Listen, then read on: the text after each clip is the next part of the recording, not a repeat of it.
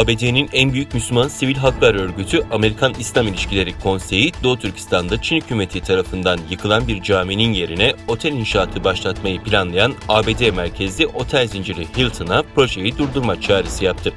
Amerikan İslam İlişkileri Konseyi Ulusal İcra Direktörü ve araştırmacısı İsmail Ailes'ın yaptıkları yazılı açıklamada Çin'in Uygur Türklerine yönelik soykırım kampanyası kapsamında Uygur Türklerinin kültürlerini, tarihlerini ve özellikle de İslami kimliklerini yok etmeye çalıştığını belirtti. Açıklamada Hilton, Sincan Uygur Özel Bölgesi'ndeki Hotan kentinde buldozerlerle yıkılan bir caminin yerine otel inşa ederek Çin'in soykırım hedefine ulaşmasına yardım ediyor değerlendirmesinde bulundu. Hilton'ın Çin'in şu ana kadar Uygurlara ve diğer Müslüman azınlıklara yönelik baskı politikasının farkına varması ve projeyi durdurulması gerektiğini belirtilen açıklamada Uygur halkının yok edilmesini sağlamak için Çin kültür silme politikası yürütüyor. Camiler ve mabetler hedef alınıyor. Avustralya Stratejik Politika Enstitüsü 2017'den bu yana Sincan'da 16.000 caminin yok edildiğini ya da zarar gördüğünü belirtiyor ifadelerine yer verildi.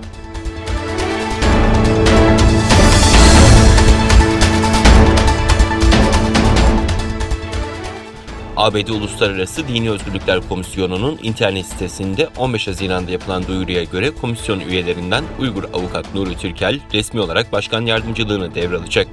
Açıklamada yeni düzenlemede başkan yardımcılığına atanan Nuri Türkel'in Mayıs 2020'de ABD Temsilciler Meclisi Başkanı Nancy Pelosi tarafından doğrudan komiserliğe atandığı belirtildi. Nuri Türkel göreve geldiği günden bu yana Times dergisinin dünyanın en etkili 100 kişisi ve Fortune magazininin dünyanın en büyük 50 lideri listesinde yer aldı. Yeni atanan komite başkanı Nathan Mancy, dini özgürlükler alanında daha fazlasını başarmak için gelecekte başkan yardımcısı Nuri Türkel'le daha yakın çalışmayı dört gözle bekliyorum dedi. Nuri Türkel'in görev süresi Mayıs 2022'de dolacak. Nuri Türkel halen Uygur İnsan Hakları Projesi'nin yönetim kurulu başkanlığını yürütüyor.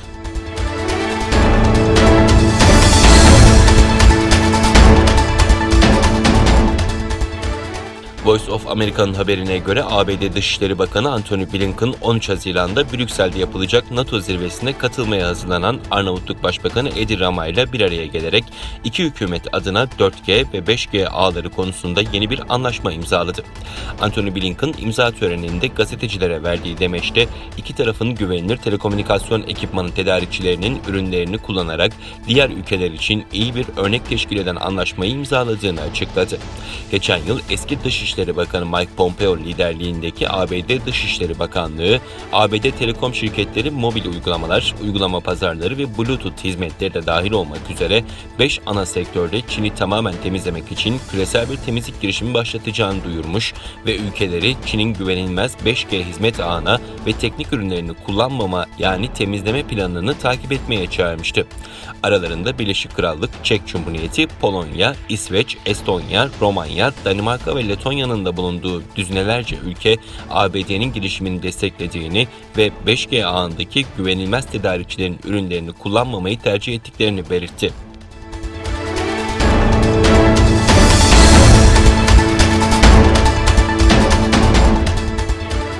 Almanya Başbakanı Angela Merkel, Avrupa Birliği'nin Çin'le yaptığı yatırım anlaşmasını ancak Pekin'in işçi hakları konusunda ilerleme kaydetmesi halinde onaylayacağı konusunda uyardı. Merkel, hedefimiz Çin'de işçi hakları konusunda önemli ilerlemeler görmek dedi. Ayrıca amacımız Doğu Türkistan'daki zorla çalıştırılan işçiler haklarında iyileştirmeler görmektir dedi. Merkel, geçen yıl Almanya'nın AB Konseyi Başkanlığı sırasında imzalanan anlaşmanın ana savunucularından biriydi.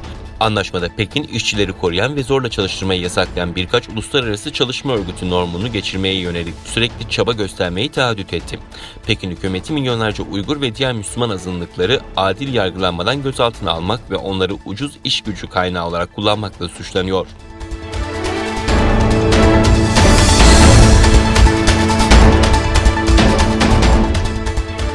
Rusya Devlet Başkanı Vladimir Putin ve ABD Başkanı Joe Biden tarafından yayınlanan ortak bildiride nükleer savaşta kazananın olmayacağı belirtilerek böyle bir savaşın asla başlatılmamasına yönelik bağlılık teyit edildi. Kremlin bugün Cenevre'de gerçekleşen Putin ve Biden arasındaki görüşmenin ardından üzerinde uzlaşıya varılan ortak bildiri yayınladı. Bildiride Rusya ve ABD'nin gerginlik dönemlerinde dahi stratejik alanda öngörülebilirliği sağlama, silahlı çatışma risklerini ve nükleer savaş tehdidini azaltmaya yönelik ortak hedeflere doğru ilerleme kaydedebileceklerini gösterdikleri belirtildi.